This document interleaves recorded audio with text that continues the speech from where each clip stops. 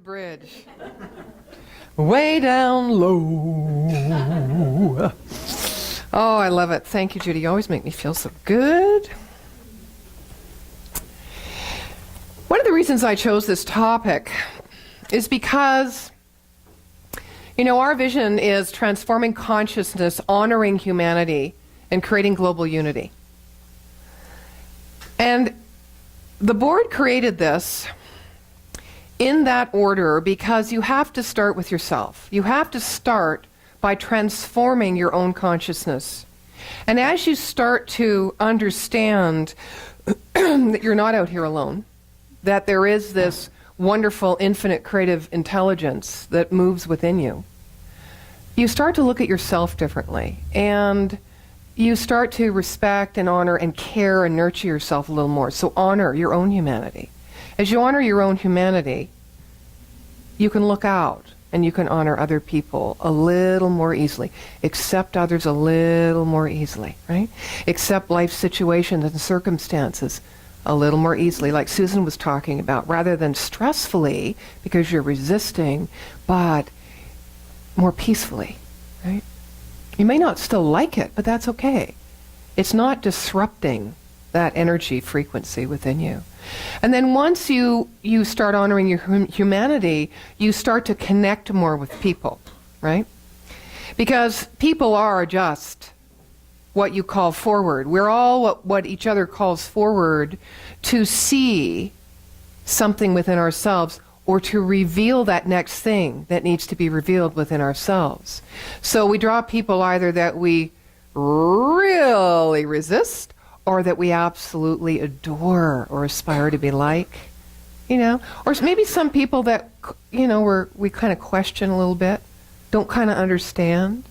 So if we keep bringing stuff back to ourselves, well, what within me doesn't understand? What within me is really resistant? What within me is ready to absolutely be revealed and expressed? That's a beautiful thing that I really like the feeling of. So creating global unity, it all starts back in transforming our own consciousness. The unity is about uniting ourselves with the truth of who we are and living from that truth and that nature. So because of that vision statement, and because I really firmly stand behind taking these principles out, not just keeping them in, not just keeping them in the four walls of a spiritual center or a church or a teaching center, but making them available, having them make sense, finding a new language to express them everywhere. I wanted to talk about becoming a spiritual economist because the two things that are most important to all of us, even if we're not in the field of being an economist, which deals with social sciences in a professional way, all of us are in the business of trading, of influencing and being influenced by community, of trying to hedge our bets, risk management, how we move and connect with each other. What's the energy of the vibration? How to kind of keep ahead, look down the line, which is what people that are professional economists do. It's part of the principles of economy. Now, we have a gentleman who has since passed, who was very revered by Dr. Ernest Holmes, who wrote Science of Mind. His name was Eric Butterworth, and he was a unity minister. But he wrote a book many books, one of which was called Spiritual Economics. I've taught the course many times, so I thought I'd refer back to him today, because part of an economist's job, now economist jobs break down to many different applications and theories and processes, one of which is philosophical. And of course, you all know that the word philosophy comes from the ancient Greek, philosophia, which literally means love of wisdom. And I think that Eric Butterworth tapped into this because the wisdom of economy or economics, trading, creating your good, your wealth, marketing, understanding the value of things, he turned inward, understanding the value of self. So how do we look holistically at the value of self and the value that is there in society and life? How do we do that? So he had a couple of ways. One of them is to understand the truth about substance. Okay? The substance, this invisible substance or the essence, this stuff from which all things are created, including us, is everywhere all the time, and it's always expanding. It's expanding because we have our own perception of what is and what is not. And as we open our minds to understand and transform our own consciousness, to understand the truth of us, we are expanding our perception of ourselves and everything. And expanding the perception of the possibility of what could be in our life as we open to allow the potentiality of what this energy, this substance is, to move through us as we become that open channel. So he said you have to start there and understand what this thing called life is and what your relationship is to it. Therefore, his next principle as a spiritual economist is, my fortune begins with me. Now, in a society that often looks for their good outside themselves, this can be a very challenging concept, right? Source is everywhere but here. I just kind of react. If I'm lucky and I have a good night's sleep and I've had a good day yesterday, I might just respond. I may not respond at all or react. But most of the time we react because we're reacting not to the energy that's out there, but the thoughts and the beliefs that we have about ourselves and the perceptions of who we are not, and how we are separate from our good. Why are we separate from our good? Because perhaps we're not experiencing it. Valid point. Valid point. We need to be able to experience it to know it. Now that's also a very interesting process. Science of Mind will tell you must know it first by demonstrating it. This is where a lot of students of this teaching get stuck. We need to know it first through demonstration. We don't know anything unless we've demonstrated it. Dr. Ernest Holmes says in Mental Science, the demonstration is not there. It's not outside of us. It's inside of us. How do we demonstrate something inside of us, in our own mind? We have to build what is called a mental equivalent. A mental equivalent isn't just an idea by itself. It's an idea that is supported by feelings, by visioning, by understanding what is possible as I lean into this new idea that I'm creating fully. So in mind, in emotion, in body, and spirit, when I lean into that, I start becoming it. Here, like Judy was talking about or singing about.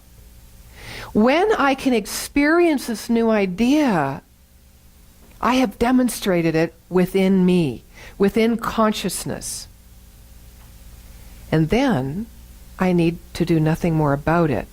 The seed has been planted fruitfully to the place where I can experience, I become its source. I become the idea's source for moving it into the world. That's why Dr. Holmes says treat or pray, affirmative prayer, create this, do your work in consciousness and then move your feet. But often we're directed to move our feet first, right? We forget all the inner work. We forget the power of consciousness. And that is the only place where change can occur, lasting change. Oh, yes. We can move our feet and make things happen, right? Our will, our knowledge, our connections, our resources, our past abilities, offers, opportunities. Have you ever had the best thing that's ever, you thought, I've been wanting this forever, forever, forever. It comes to you, and you go, and you get all excited because you say, well, now there's the fruits of my labor, you know, my seed is starting to grow. Oh my gosh. And then you've actually said no because it just didn't feel right. Your friends, your family, what are you, crazy? I've watched you toil for 10 years for this to happen, and now you're just going to walk away? I like to think that you're not walking away, you're just standing. You're just standing poised. And because you've used the spiritual process of being a spiritual economist, using these ideas and principles, you are well aware that you called this forward. You're the one who developed the seed. You're the one who demonstrated it. You're proving the creative process that spirit moves to matter through you. But you don't, so you've got all that behind you. So you get to look at this differently. This isn't my source. It's just a product of what I've already demonstrated in consciousness. That is a whole different ballgame. You don't identify with it. You see it, you observe it, but you're not attached to it and you don't need it. To live without being needy of something that you feel you don't have inside. But look what just happened there. You already created it. You created it. Well, you directed. This breaks down. You direct the creative intelligence of God, or the creative intelligence of life, or this substance that Butterworth talks about. So my fortune, therefore, begins with me. He also speaks about the law of visualization and how important that is. To keep your thoughts focused on this new idea, and also to allow yourself to visualize all the possibilities of it coming into fruition. He talks about faith, belief, and a grateful heart. The grateful heart is very important because unless you can feel grateful for that which you haven't yet touched or tasted or felt, it's less likely to come to you, because it's in gratitude that we embody it. We give thanks for what we already know is done in consciousness, in this absolute realm of substance where all things exist. We give thanks for that. And then we take great excitement almost at working the creative process of creating this mental equivalent and shifting our own consciousness to allow it to do what it knows how to do. What do I mean by that? Well, something brings the sun up every day. Something changes the seasons, right? That thing itself. He also talks about work on the success syndrome. The idea is that if you keep working to make money, to put the food on the table or pay the bills, there is no feeling of success.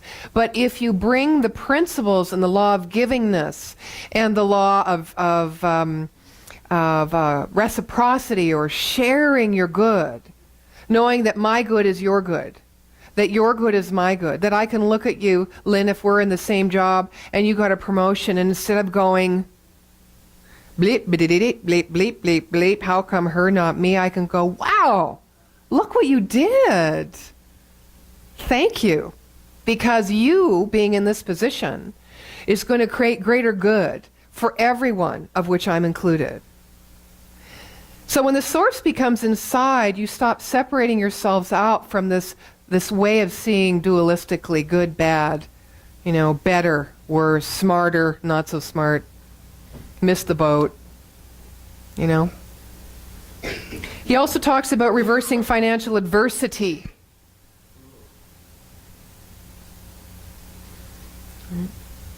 And how he talks about that is by taking whatever you have and sharing it, right? Starting the flow. If you keep holding on because you don't have much, then you get more of that holding on and grasping of very little.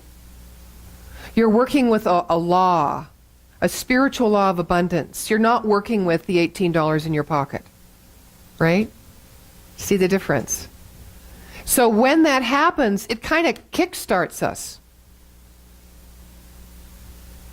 I have spent a lot of my life, and you probably can relate to this, where something inside me, my inner guidance is going, okay, it's time for change, time for change, time for change. What happens in my mind is, oh no, not ready, oh no, if I do I might lose, it's like, wait a minute, and this thing comes, time for change, but how can I do that? Because then it's like, wait. Listen to what's going on inside. There's something within me that knows when I don't know. Now, what I normally do, I'm the kind of person of was is on the Lungen is on the Tungen. I don't know about you, but like when I know it's real, when I know it's coming from that deeper place within me, it's out. Because there's an energy here.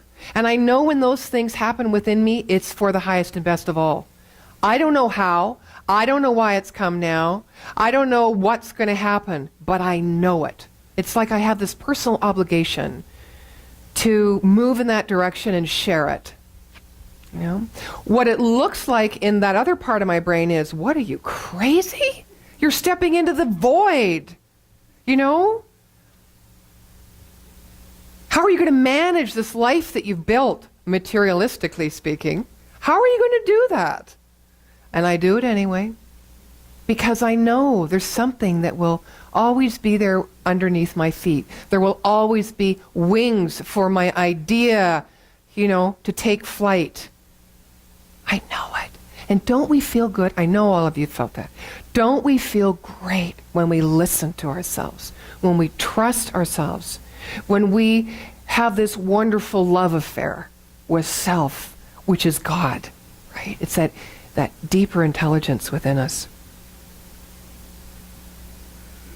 He talks about security in a changing world, and he directs it to feeling. He says feeling is the key. He said, whatever financial measures I take, if I am motivated by fear or anxiety, then I mine my roadway into the future with booby traps. But I am secure, for I know who I am. I am a richly endowed child of God. I am secure in all I do, for I know the oneness with divine process.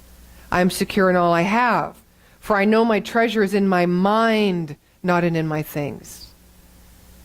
Yes. He talks about the money enigma and discovering the wonder of giving, a new look at tithing, and a new world order. So I was looking at all of this, and I was thinking about Jesus and Buddha, all the sages. They really were sophists. They really were teachers of wisdom, this higher wisdom. And I look at them because they could sense and they could connect with that divine or that mystic within themselves. And therefore, they saw it everywhere present. Their words, their thoughts rode on that understanding. Their sight was inward. Their breath was deep and rhythmic. Their arms were open. Their core was lifted. Their frequency was peace giving of itself. Their joy was unbound. Their faith was steady. And their surrender, palpable. Surrender.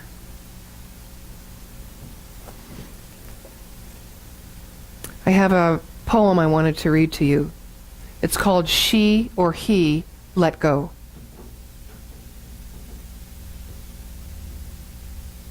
They let go without a thought or a word. They let go. They let go of the fear. They let go of the judgments. They let go of the confluence of opinions swarming around their head. They let go of the committee of indecision within them. They let go of all the right reasons. Wholly and completely, without hesitation or worry, they just let go. They didn't ask anyone for advice.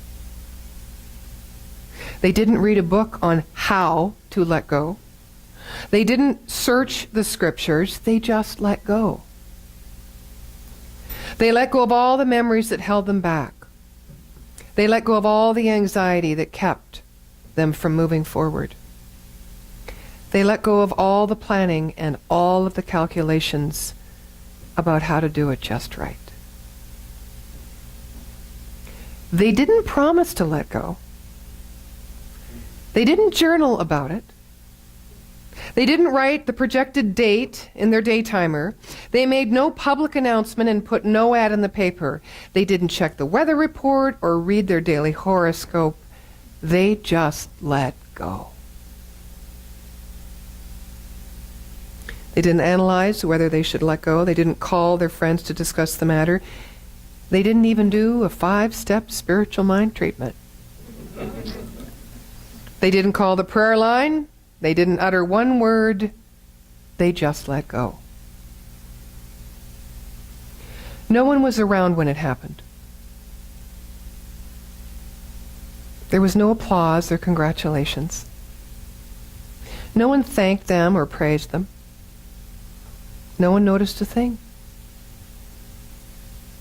Like a leaf falling from a tree, they just let go. In the space of letting go, they let it all be.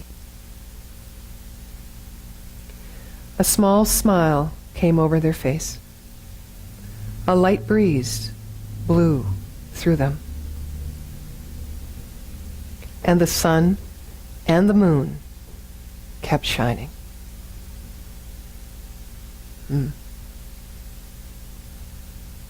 I think that's the root of being a spiritual economist myself. Constantly letting go to an unchangeable, count-onable, loving, and wise principle that is back of all things seen and unseen. A little 8-year-old girl in a Pennsylvania orphanage was shy and unattractive. She was regarded as a problem by her teachers. The director was seeking some pretext for getting rid of her. They had an ironclad rule that any communication from a child in the institution had to be approved before it was mailed. One day, the little girl was observed stealing down to the main gate, where she reached out through the bars and tucked a letter onto the branch of a low-hanging tree. The director hurried down to the gate. Sure enough, the note was clearly visible, a clear violation of the rules. She pounced upon it, tore open the envelope, and it read, "To anybody who finds this, I love you."